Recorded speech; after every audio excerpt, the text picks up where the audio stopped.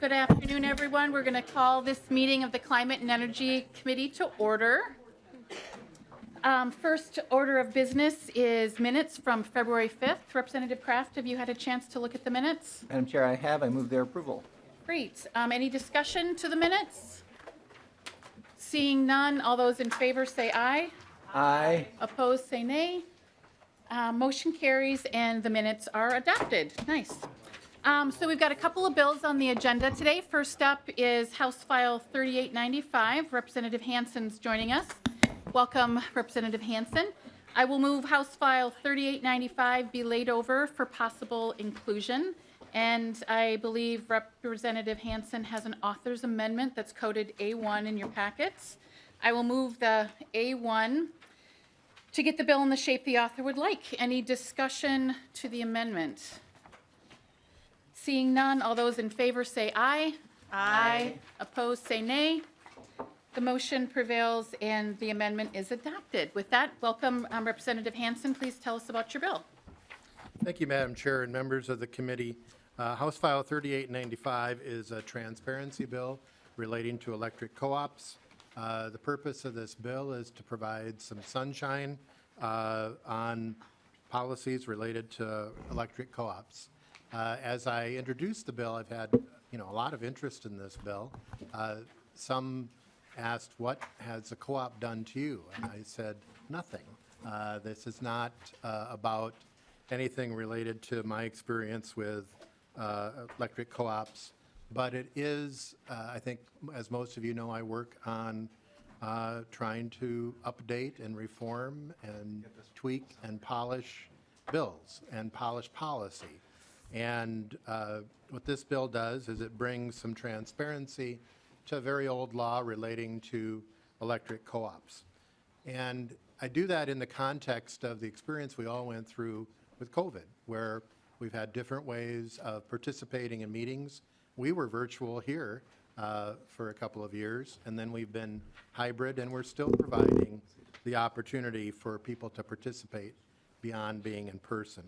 So what the bill does as amended is it says that a regular or special meeting of the Board of Directors must be open to attendance by all members of the cooperative, and the board shall provide prior notice to the meetings, not just those that are the larger members. With the author's amendment, based on input I heard, it seemed that subdivision 2 providing allowing members access to information and allowing access to the member list was a concern. So I have provided that the information under subdivision 2 is still available, but the information in subdivision 3 is stricken, so that access is not provided to the member list. Now, I want to be clear on the access to information where we say that the members can have access to the documents and information either through the website or both. If you have the printed list at the cooperative's physical location, that is my intent that is public information available, that someone could take photos of that. I'm speaking about the parts in subdivision 2. Subdivision 3 is gone. Under board elections, this provides for, again, different types of elections where there can be voting by internet. I know that some cooperatives may do this. I've been asked, why don't you just let the membership decide, or the board of directors to decide, and let the local control occur for those board of directors cooperatives. I think, again, I want to go back to the experience we've all been through with COVID, where we can provide more accessibility and transparency, and that transparency can help lead to better governance. When you have this old law, when relating to cooperatives, member ownership should allow for the members to be engaged. And if they aren't able to attend the meetings, or if they can't easily find out the information, it's harder for the members to be involved and make those decisions in selecting the board of directors who make the decisions on their behalf for the utility, for the electric co-op. And with that, I'll stand for questions. And I think the bill's being laid over, is that correct, Madam Correct. Chair? Bill will be laid over. I do think we have some public testimony, and so maybe with that, we will call up Christine Spajensky.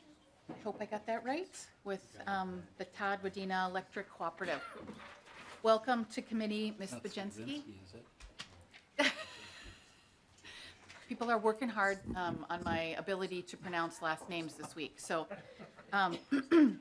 Well, thank you very much. And you actually did quite well. Not many people can do that. Madam Chair and committee members, I would like to say good afternoon and also thank you for the opportunity for me to be here today.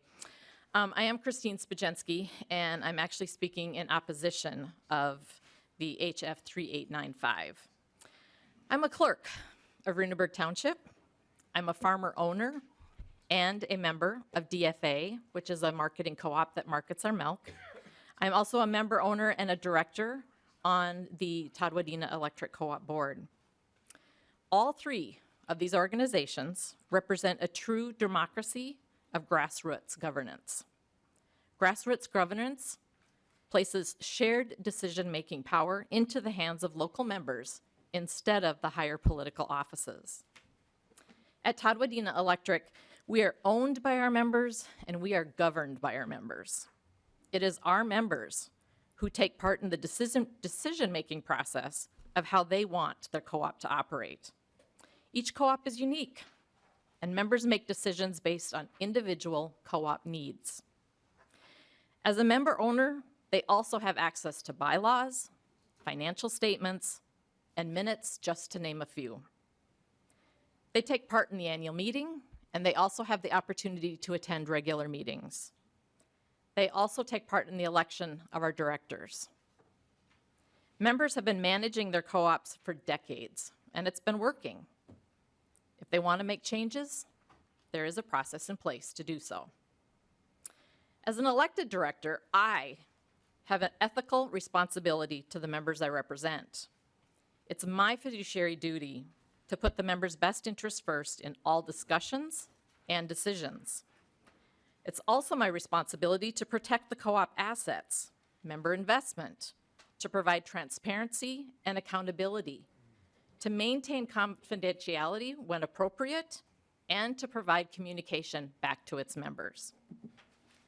Our members came together as neighbors and friends, and they created a co-op as a way to invest in their local communities by providing electricity to rural Minnesota. In all honesty and with due respect, I believe that HF 3895 is an insult to the member owners who have been managing their co-ops with success and pride for decades. They don't need to be micromanaged with mandates. They already know exactly what they're doing. Thank you. Thank you, Ms. Spajensky. Next on the list, we have Greg Ritterbusch from Connexus Energy. Welcome to committee, Mr. Ritterbusch. Please introduce yourself for the record and continue with your testimony. Thank you, Chair Acom and committee members. I'm Greg Ritterbusch, President and CEO of Connexus Energy. It's a cooperative on the north side of the Twin Cities. In past years' testimony, our voice at this committee has been supportive. But today, as the first time, I'm really testifying against a bill on HF 3895. Cooperative boards across the state have successfully governed the business of Minnesota electric supply since the 1930s. They govern and oversee an apolitical, nonpartisan business. Each system has bylaws, policies, procedures decided by their members. Distribution cooperative boards drive results. Our own board oversees rates that are 15% below our adjacent investor-owned utility. Our members experience a 5-minute outage once every 3 to 3.5 years, putting us in the top 5% of U.S. utilities and leading the state. And we're an innovative leader of greening the grid, and we collaborate and share our practices with others. Connexus board meetings are subject today to large cooperative meeting requirements, and even so, member interest and participation has been de minimis across our 145,000 member accounts. So we do much to transparently make information available to all our members. Go to our YouTube channel. You can find our annual meeting speeches going back over 5 years. Social media, LinkedIn, X, Facebook, blog postings. Our public domain internet site is a cornucopia of information. Member login accesses their confidential detailed home usage, and each member gets an annualized personalized value membership report. Our board governs the enterprise to be member-driven. Discussion is about budget, rates, project approvals, safety, compliance, business performance, resource planning for 100% by 2040. We implement statute and policy. We do not debate them. We achieve business objectives while accomplishing engagement and transparency for interested members. So, with respect to the ideas around Form 990, all 44 Minnesota electric distribution cooperatives already publicly file them as required. HF 3895 addresses another place where we should be posted on our websites, but HF 3895 segregates our distribution cooperatives while not addressing comparable transparency for any other Minnesota utility, their executives, or board members. With respect to board nominations, any Connexus member can apply. After criminal background and other checks, and at arm's length from the board and management, a member nominating committee reviews the applications and interviews them. For any member not nominated, they may still run by petition. 200 signatures, 14/100% of our membership is the requirement. But given the complexity of utility business, we find this modicum of review has engendered a successful board democratically elected from our members. So let me close. I don't have time for other comments, but I want to conclude with something constructive here. I think things were offered in good faith. As a business executive, before I solve a problem, I extensively research and understand status quo. HF 3895 infects what has worked for decades, so please take the time to walk in our shoes. The bill authors for the House and Senate bills and committee members are welcome guests. We've had the Legislative Energy Commission at our headquarters before. Come to an annual meeting. Come to a board meeting. Let us brief you on our relevant bylaws and board policies. Please engage with us before changing what works.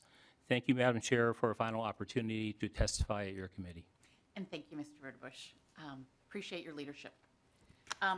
Next on the list, we have Tim Thompson from Lake Region Electric Co-op.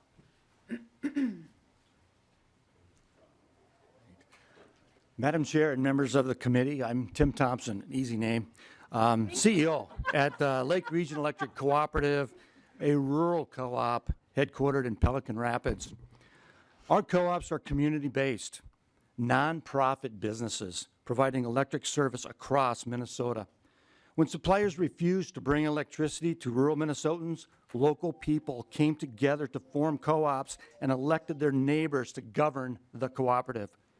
These local boards still exist today and are the bedrock for effectively managing co-ops.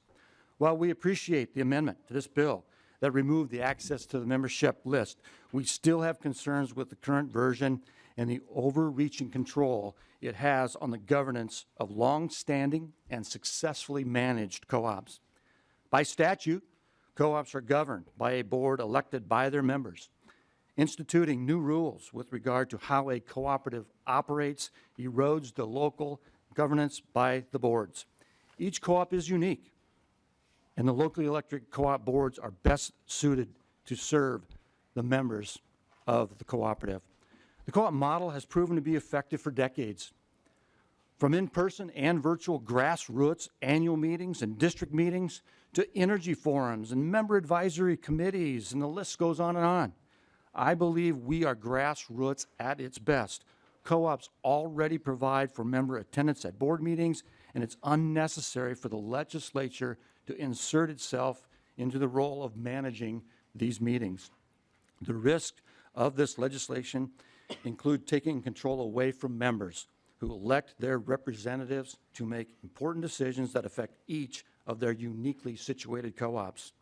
This bill will diminish the effectiveness of vital, locally governed co-ops, and I respectfully ask the committee to reject House File 3895 and protect what is already working. Thank you, Madam Chair and committee members, for the opportunity to be here this afternoon to testify.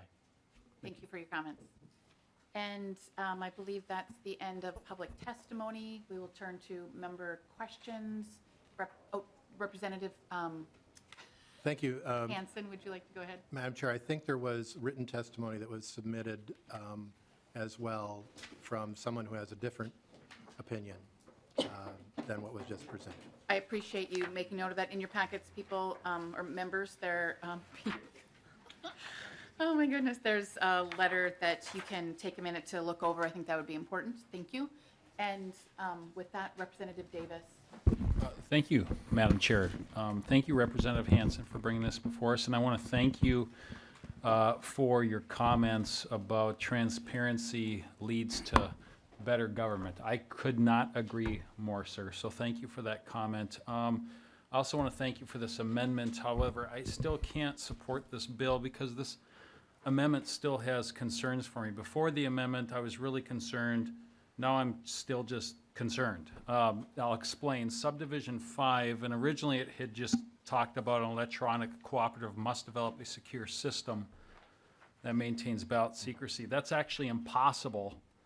But with the way you've changed this, you've now got 3 ways to vote for board elections, and you're only requiring that a cooperative must only have at least 2 options available, correct? I just want to make sure I'm understanding the amendment correctly. Representative Hansen.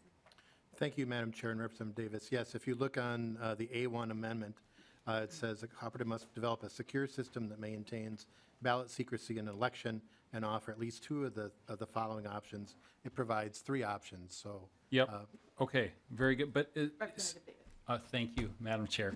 The problem is if a cooperative does choose voting via the internet, it's impossible to meet this mandate. An electric cooperative must develop a secure system because once you bring in the internet, you do not have a secure system. And so I have a big problem with that. And I just want to clarify again. So we're talking about voting at a computer or via on your phone. We're not talking about downloading a ballot that you go print off and then mailing. We're talking about voting online, actual internet. Okay, yeah, it's impossible to have a secure system. If I just may for a minute here, Madam Chair.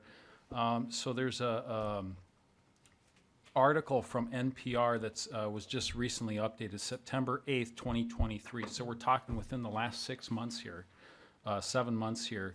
UC Berkeley security experts are saying that in this article, secure internet voting is still impossible. That's in our day and age. The article also said the advice from cybersecurity experts is clear that widespread internet voting at this point is a bad idea. Now, I know we're not talking about widespread internet voting, but certainly we're in the same ballpark here. I read another article from MIT News. You can find that at news.mit.edu. Now, this is coming from experts out of MIT. They said in recent years there has been a growing interest in using internet and mobile technology to increase access to the voting process. At the same time, computer security experts caution that paper ballots, this is coming out of MIT, paper ballots are the only secure means of voting. And one person in this group, a graduate student of electrical engineering and computer science at MIT, he said the consensus of security experts is that running a secure election over the internet is not possible today.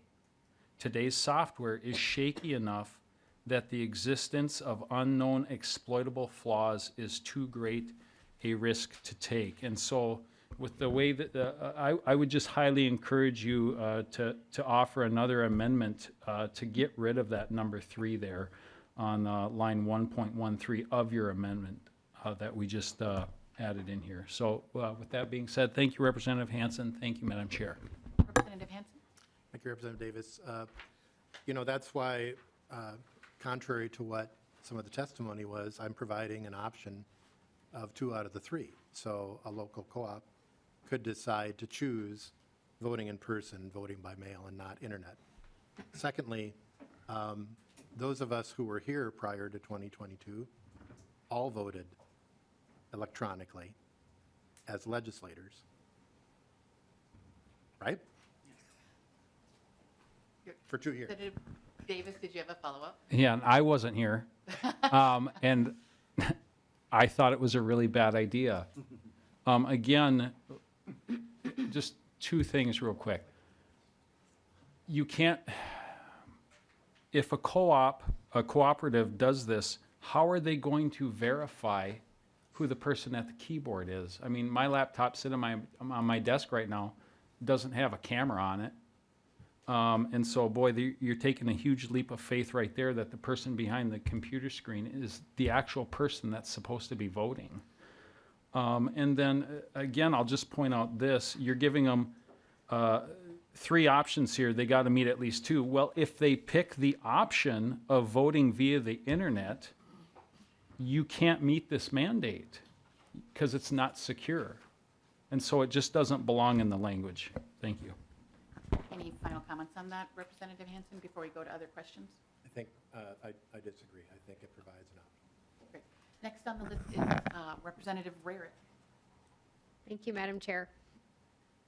So I know we have 3 representatives from 3 different co-ops, and they can listen to the question and then see if anyone would like to answer. But I'm just curious as to if the 3 co-ops that testified, did they have any members ask to vote by mail or ask to vote via internet? And I would just piggyback on the back of what the previous rep said, is that I was here, you were here, and we actually had a very complex system in order to vote. It was a very expensive system.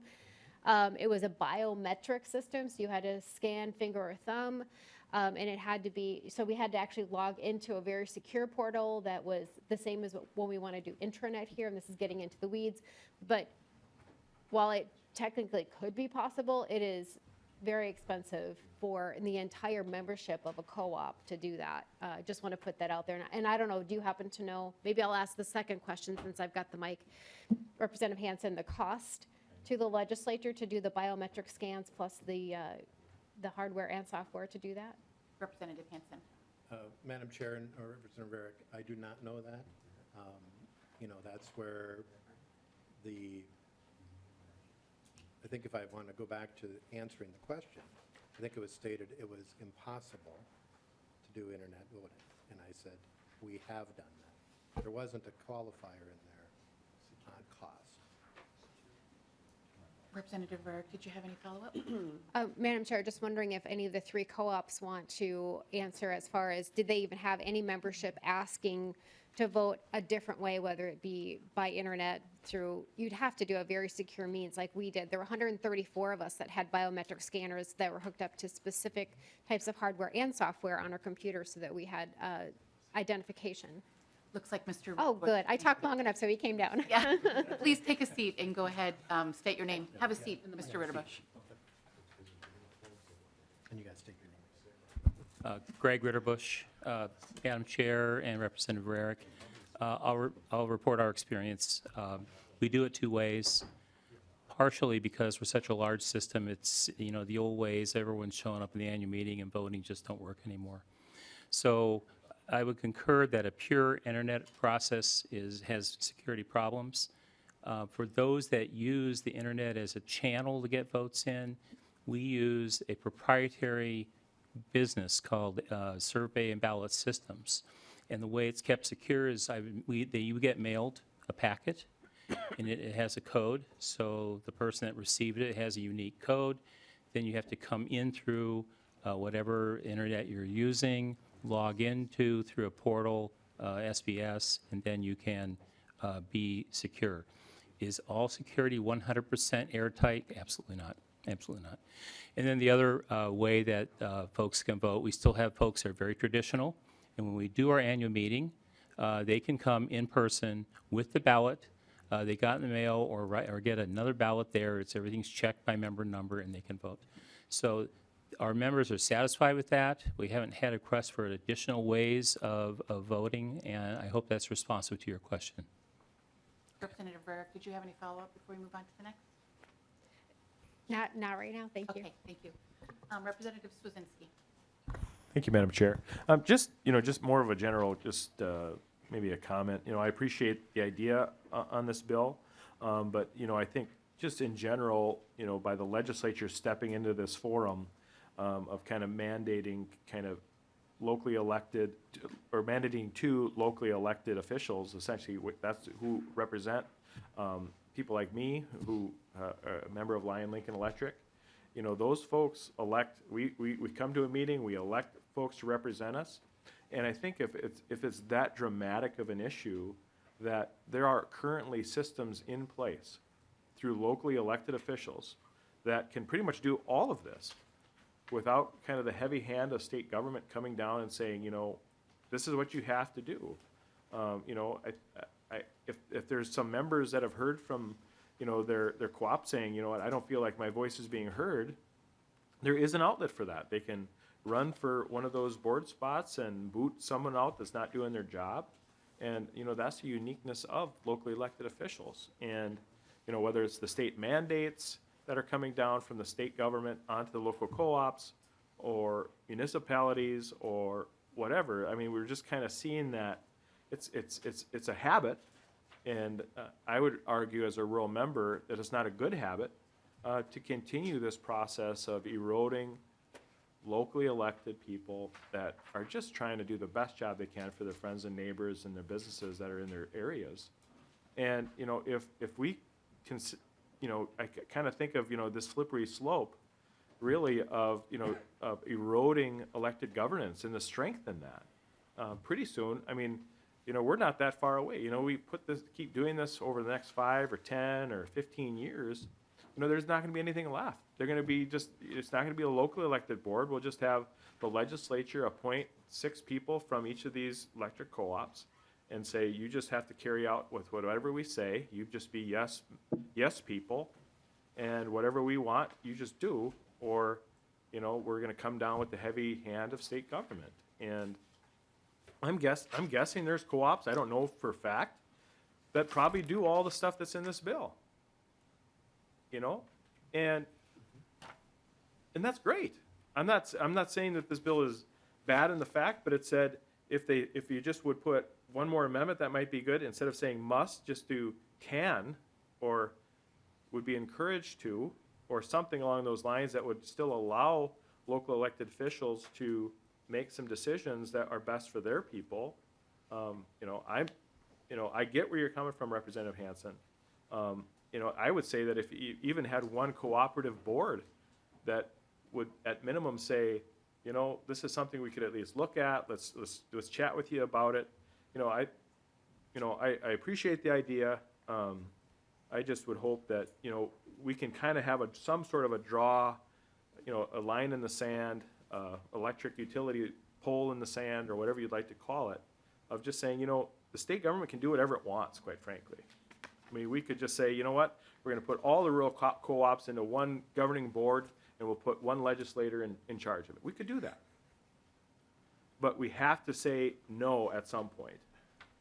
And I think this is just one more of those things. It's just, just like, we try to protect our lake shore. We try to protect those things from being eroded away. And that lake shore, kind of, if we want to use an analogy, or shoreline, or whatever you like to call it, that shoreline, that lake shore, is local governance. And if the waves of big state government keep crashing in and eroding that, pretty soon there's not going to be anything left. And we're just all going to be sunk. And I would just ask that maybe we just slow this process down and get better engagement, and let these things be brought back. Maybe we could say, hey, would you bring this before your board? Would you allow a vote to be happen among your locally elected officials in a board or at your next annual meeting? Do you feel like this is a problem? And because there's going to be real costs here. I mean, my guess is if you have to go through a whole internet voting system, and you got web developers and IT people, and that's just going to be, whenever we have a mandate on utilities, that's not a, those nasty co-ops aren't going to be the ones bearing that. They're going to pass those costs on to their consumers, on to the businesses that are struggling to compete. And, I would just ask maybe a little pause button, maybe just a little back off, and kind of get the heat of the moment out of the room, and just, let's just take a breather on this bill and just maybe pass on it. But Representative Hansen, do you want to respond? Yep. Before we've got 4 people asking questions and about a little over 10 minutes left, so go ahead. Thank you, Madam Chair. And, Representative Swazinski, I liked your metaphor with erosion. I'm looking forward to maybe working on a shoreland erosion ordinance with you. We can find some common ground there and protect it. Members, this whole discussion, I want to bring you back to why are people concerned? Line 1.9, line 1.10, line 1.11. What the bill does is say that a regular or special meeting of a board of directors of an electric co-op must be open to attendance of all members of the cooperative. That is a change from current law, which says that only is required for those that have more than 50,000 members. So I don't see how it's an erosion of democracy. I don't see how it is so concerning that it shakes the very foundation of rural co-ops to make their meetings open, make their board of director meetings open. And it's not like this is some unknown entity. There's a history with electric co-ops that goes back to the 30s or before. Maybe if Mr. Eliff could mention about how they were regulated before member-owned cooperatives. Mr. Ela? Madam Chair, Representative Hansen asked me to look into the history, and I enlisted the assistance of the Legislative Reference Library, who are experts in this area. And what they returned to me was a bill that was only 4 pages long back in 1978, which was appears to be the first time that co-ops were unregulated in Minnesota and were expressly excluded from the definition of public utility. And as one of the subdivisions in the law says, for the purposes of this section, public utility shall include cooperative electric associations with respect to service standards and practices only, which is pretty much where we still are today. So before 1978, it appears electric co-ops were treated just like any other utility. Thank And, you, Mr. Madam Ela. Chair, and so for members, member-owned utilities, member-owned cooperatives, to have a say, they need to be able to go to the meeting. As I said, we have 4 people left to ask questions, so if we can be brief, please. Representative Igo, you're next. Thank you, Madam Chair. I'll be brief then, since we're trying to get through this. We've done a lot this legislative couple years here. I think that this is something where we were looking for a problem where there isn't one. I love my co-op. They do a great job, as well as many do across this state. And I think coming in with a mandate, enforcing more costs on them when we just got done doing a ton of that is just apropos and unnecessary. So I think the best thing to do would be able to just pump the brakes on this thing, have some more conversations, and actually hear from the co-ops that will having to implement this and finding out they probably do it all already. So with that, let's just put this aside for now and focus on things that actually matter, and we can get fixed instead of looking for problems when there are none. Thank you. Thank you, Representative. Next on the list, Representative Carroll. Thank you, Chair. I'll be very quick. Representative Hansen, I don't view this as a tidal wave of regulation washing away the shore. I look at this as a simple good governance bill that implements many of the things that are already existing in various forms of governance, whether it be HMOs or you name it, school boards, where a lot of these provisions are already existent. So, thank you. Thank you for your comment. Representative Hollins. Thank you, Chair. Thank you, Representative Hansen.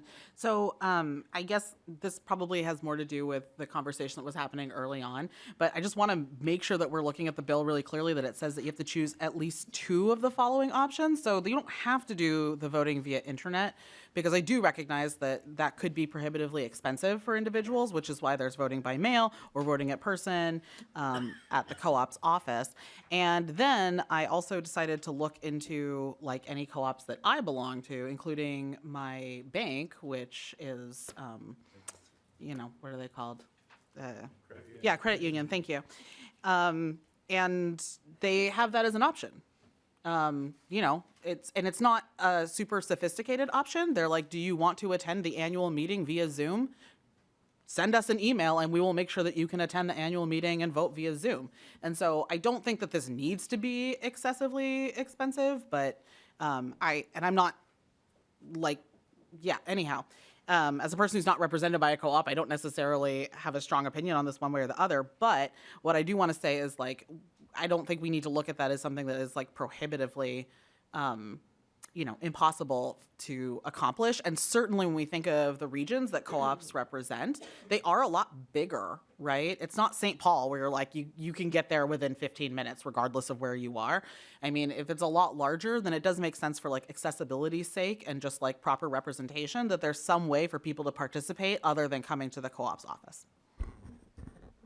Last question, Representative Aldenberg. Thank you, Madam Chair. Thank you, Representative Hansen. Just real quick, I know just something that popped out, but, it says the bill requires co-ops to be able to nominate a candidate if 40 or more people have petitioned.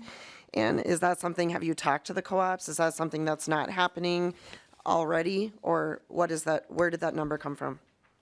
I will say, before I pass it over to Representative Hansen, I believe Mr. Ritterbusch said they have 200 that they use in their co-op. But anyway, Representative Hansen. Thank you, Madam Chair. I picked 40 because I thought that was low, but not so low that it was achievable by maybe a very small group of people.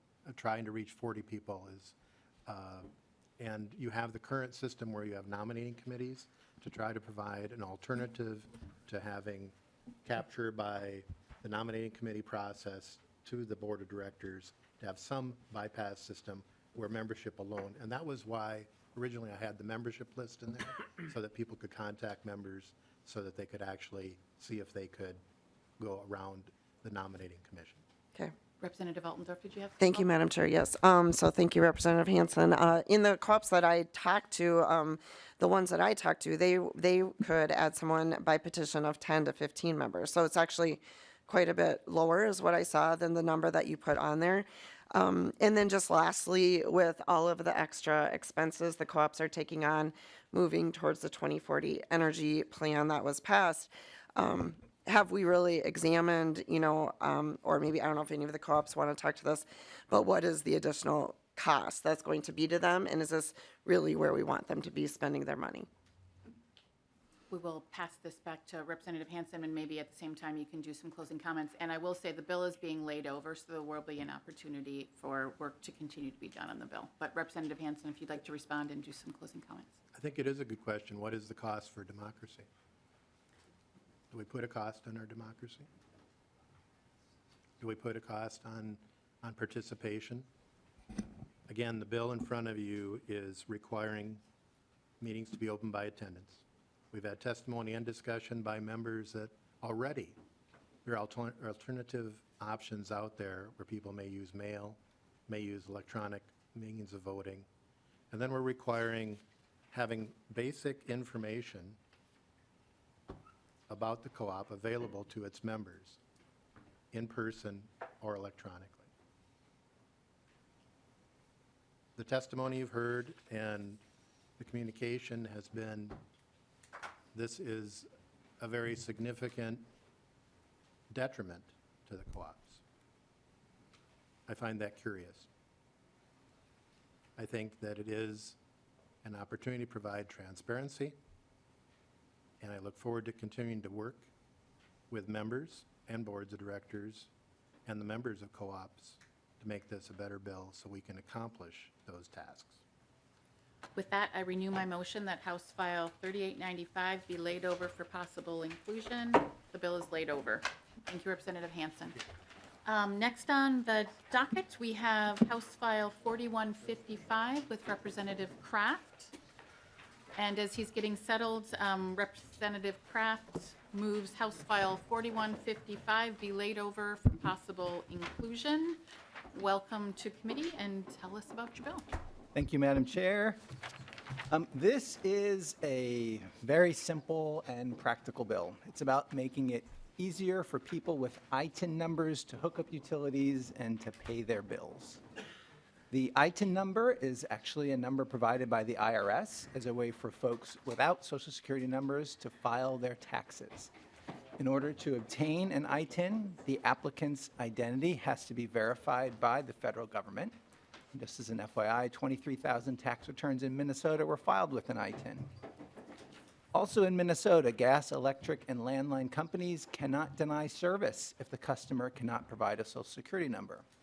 However, many of them appear to not allow an ITIN number, and some may have not allowed it because there's no mention of it in their service application forms. So it's easy for a customer to think it's not allowed. We have residents in Minnesota that currently do not have full access to utility services because they use an ITIN and not a Social Security number, or they may wind up making convoluted arrangements to get utility service. This bill ensures that these residents can simply hook up their utility services and pay their bills while using their ITIN. And with that, I have some testifiers. Great. Let's see. First on the list, we have Ryan Perez. Please join us at the table. Welcome to committee. You can state your name for the record and proceed with your testimony. Hello, Madam Chair and members of the committee. My name is Ryan Perez, and I am the organizing director at COPAL, Minnesota. COPAL is a member-based organization aimed at improving the quality of life of Latinos in Minnesota. I'm speaking today as well as a member of the One Economy for Minnesota campaign, where we dream of a Minnesota where ITIN holders can participate as equals in the state's economy. This results in healthier, safer, and more stable communities for all those who call this place home. Our campaign is based out of Mankato, St. Peter, and Medalia, Minnesota, places where working Latin American families have made homes since the betabeleros, the beat workers of the early 20th century that came here with their families. Since we launched our campaign this past fall, we've been engaging with property management companies as well as utility companies, verifying their systems are equally accessible to Minnesotans who file their taxes using an ITIN number. Many utilities, including St. Peter's, explicitly ask for a Social Security number on their applications. Asking for a social without an ITIN option can be intimidating for many families. We also heard situations of Minnesota families not providing a social and then being expected to pay an additional deposit, even though they've already established a good credit via an ITIN number. As we advance similar legislation impacting rental applications, we also ask you to pass this language in the interest of uniformity. By making an ITIN a more reliable tool overall, we're continuing to see what our data shows, the tax base of ITIN filers in Minnesota growing year over year, improving the tax base of public resources. As we continue, we find so much excitement from Minnesotans in building a more inclusive economy. Thank you, and I ask you to pass this bill through committee for the benefit of all Minnesotans. Thank you, Mr. Perez. And next on the list, we have Irma Marquez Trapper. Welcome to committee. Please state your name for the record and proceed. Thank you. Good afternoon, Madam Chair and members of the committee. My name is, it was close enough. My name is Irma Marquez Trapero, and I am the CEO of Latino Lead. At Latino Lead, we envision a world where Latino community members are civically engaged, connected, and supported, and seen as a vital voice of influence in Minnesota. I want to start by thanking Representative Kraft for your work and leadership in supporting Minnesota families and for authoring this bill. I am here today to support this bill because basic utilities are one of the largest and most impactful necessities in life. And this proposal ensures that all have access regardless of whether they use ITIN or not. Without this bill, and by restricting access to utilities, it makes it difficult or impossible for some of the state's most economically disadvantaged residents to live here. These individuals are facing the risk of living without electricity or other utilities because of their ITIN status. This is a rational and also reasonable solution. And at Latino Lead, we work with a network of Latino leaders, professionals, and businesses. So in addition to this being a call for a more equitable practice, I am also here to voice support of this proposal on behalf of our cross-sector network. One of our network members is Paramount Residential Mortgage Group, or our PRMG for short. They would have loved to be here, but due to scheduling conflicts, they weren't able to, but they did send a note for me to read to this committee. This is on behalf of Clinton Rooney. I am an area manager for the PRMG, and I am also founder of Starfish Home Group. I am writing this statement in support of this bill to ensure that Minnesotans who are in ITIN and have access to utility services. Oh, I'm so sorry. Sorry about that. I'll continue. So Starfish Home Group's goal is to help the underserved population with their housing needs by lowering the barriers of entry and including the ITIN in our rental applications. This has been a smart and profitable business strategy. However, we often get asked by our ITIN using tenants for assistance in getting their utilities up and running.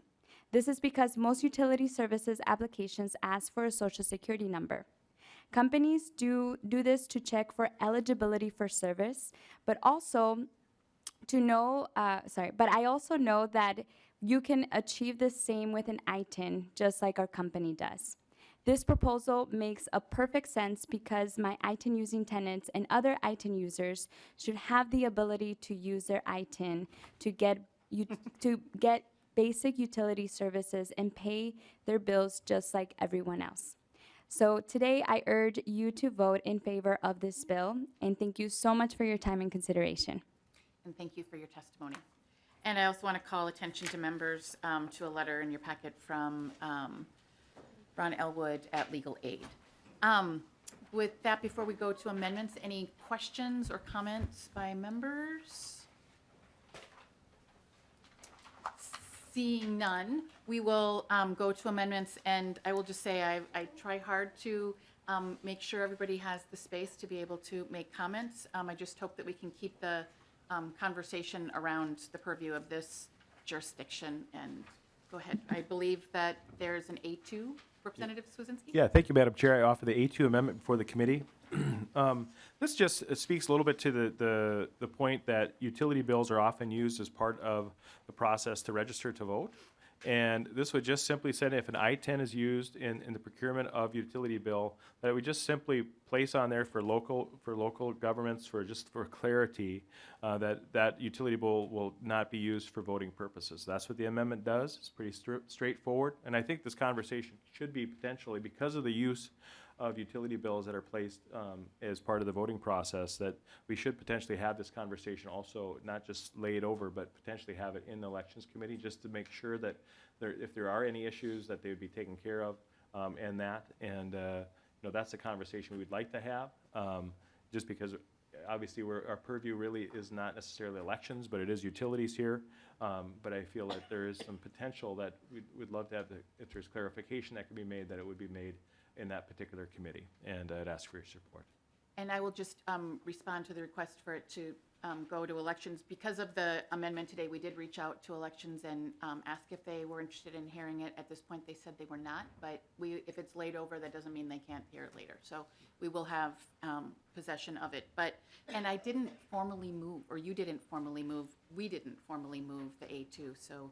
Madam Chair, I'd like to move the A2 amendment before the committee. Thank you. Thank you. Great. Any discussion to the A2, Representative Kraft? Thank you, Madam Chair. Representative Swazinski. So I would urge a no vote on this. So as was clear, this isn't a voting bill. But to the point that you raised, the other things that can be used are, besides phone, TV, or internet, solid waste, sewer, electric, gas, or water bills, banking or credit card bills, rent or mortgage, residential lease or rent agreement valid through election day, and a current student fee statement. So I think, focusing on a utility bill when there's all these other things just does not make sense. So I'd urge a no vote. Any further, Representative Stevenson? Madam Chair, I just wanted to clarify that when registering to vote, you have to prove two things. You have to prove that you're eligible to vote, and you have to prove that you live where you say you live, okay? A utility bill can only be used to prove the second of those two items. So there's not really a concern here that it would be used to establish that you're eligible to vote. It's about proving where you live. So I don't think this is necessary because a utility bill can't be proved to answer the first question. Representative Stevenson. Any further discussion? Seeing none, all those in favor of the A2 say aye. Aye. Oh, I'm so sorry. Is it by rules? Is it, we're already voting? I'm sorry. Afterwards, you can make a comment. I'm sorry, Marion. All those in, not in favor say nay. Nay. No. The motion does not prevail and the amendment is not adopted. Representative Rarick, I apologize. If you'd like to make a comment. Yeah, thank you, Madam Chair. I caught the attention of your wonderful CA who's very attentive just a second too late. I apologize. And yes, you cannot call on me while we're doing a vote, and I fully respect the process. So the question I was going to ask, because we've talked a lot about voting last biennium, and I know this is not an elections committee, but since Representative Stevenson brought that up about establishing your legality of voting, which means you have to be a U.S. citizen according to our U.S. Constitution. So I'm just wondering, since this is on the other side of it, so this is the residency side, have you had any other concerns besides what you've heard here today that this, because this is a very common thing to be used when you go into register to vote when you've moved and you're establishing your residency, but you also have to establish your citizenship. Have you had other concerns come to you as you're crafting this bill, or is it just in here so far? Because I would think that this would be of concern. Representative Kraft. Madam Chair, Representative Rarick, first I've heard of a concern like this on this bill. Any follow-up, Representative Rarick? Just really quickly, thank you, Madam Chair. So when we were discussing that in other committees, I remember very clearly the author of the bill, and I'll just say it really quickly and then we'll move on. But I asked, what is the barrier now to establish the first part, as Representative Stevenson alluded to? And what I was told is that it's only the affidavit, the statement that you have to sign when you sign up to vote to say, I am a U.S. citizen. So I think that what we just voted on was actually impactful, and I would actually hope that we have these discussions in all of those different areas, because the verification of citizenship is so low. It's literally just a signature to affirm that that's what you are.